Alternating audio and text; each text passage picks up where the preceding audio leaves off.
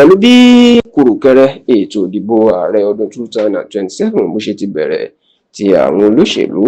yálà kékeré ní ńlá ní nípínlẹ̀ ní tàbí lókè tó ti ń sáré kiri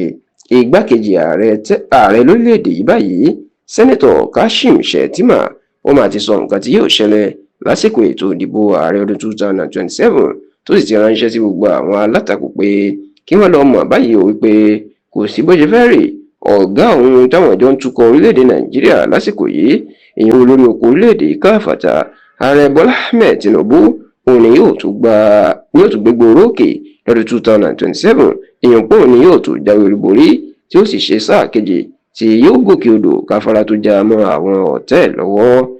ẹ rántí wípé bó tilẹ̀ jẹ́ pé ètò ìdìbò ààrẹ ọdún 2027 ó sì kù ọdún kan àti oṣù díẹ̀ ṣùgbọ́n níṣe ni àwọn olóṣèlú náà máa ti bẹ̀rẹ̀ sí ní máa sáré kódà láti ọdún tó kọjá ni wọ́n ti ń sáré kiri bí ẹni pé ètò ìdìbò náà oṣù bíi 3 ló kù ni tó sì jẹ́ pé báwọn alátakò bí wọ́n ṣe ń kó ara wọn jọ kiri ìpè àwọn gbọ́dọ̀ ṣiṣẹ́ takuntakun láti lé Tinubu kódà táwọn kan ti ń kóra wọn jọpọ̀ sínú ẹgbẹ́ òṣèlú African Democratic Congress ADC láti lé Tinubu dànù lọ́dún 2027 ìní Tinubu náà ò ṣe ọ̀rọ̀ náà ní nǹkan kékeré o nítorí níṣèlú náà ti ń sáré kiri bí wọn ò ṣe ní gbé ẹrù látẹ̀yìn tí wọn ò ní gba omi ò ní tẹ̀yìn wọ ìgbẹ́ lẹ́nu tó sì jẹ́ pé ọ̀pọ̀ àwọn olóṣèlú ńláńlá ìní Tinubu ti ń ṣiṣẹ́ lábẹ́lẹ̀ láti kúrò ní ẹgbẹ́ òṣèlú alátakò máa bọ̀ sínú ẹgbẹ́ òṣèlú APC pàápàá àwọn gómìnà tí wọ́n jẹ́ ti ẹgbẹ́ òṣèlú People's Democratic Party tí wọ́n tún wá láti apá gúúsù orílẹ̀-èdè Nàìjíríà. ṣá o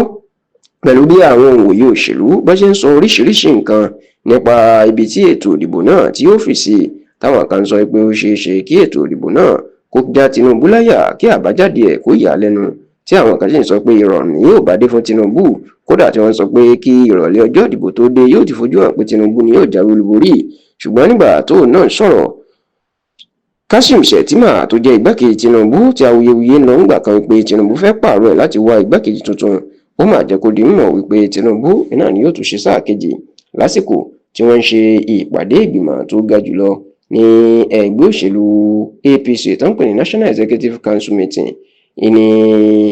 Shettima máa ti sọ̀rọ̀ lọ́sẹ̀ tó kọjá nígbà tó ń sọ̀rọ̀ Shettima jẹ́ kó di mímọ̀ pé